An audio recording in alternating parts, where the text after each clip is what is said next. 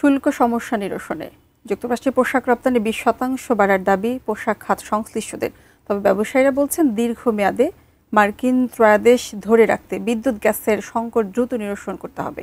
তাগিদ দিলেন গ্রিন ফ্যাক্টরির সুযোগ কাজে লাগানোরও। মাহাদি সেকেন্ডারি রিপোর্ট দেখুন। বাংলাদেশের ওপর যুক্তরাষ্ট্রের বাড়তি বাণিজ্য শুল্ক কমানোর চেষ্টায় আপাতত সফল বাংলাদেশ সরকার। ট্রাম্প প্রশাসন দায়িত্বে আসার পর বিশ্ব বাণিজ্যে নাড়া পড়ে, ওলটপালট হয় হিসাব নিকাশ।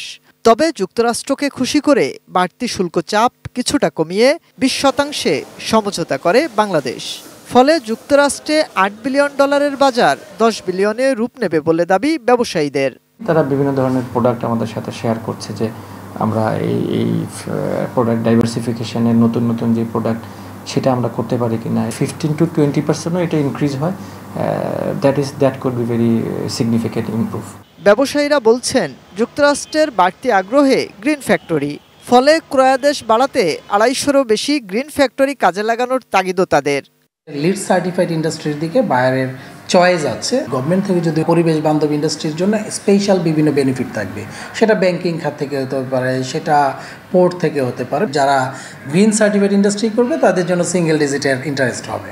শুল্ক ইস্যুতে বাংলাদেশের প্রতিযোগী দেশ ভারত, চীনের চেয়ে বিশেষ সুবিধাজনক অবস্থানে বাংলাদেশ। ফলে মার্কিন ক্রয়াদেশ বাড়লেও নানা সংকটের কথা জানালেন খাত সংশ্লিষ্টরা।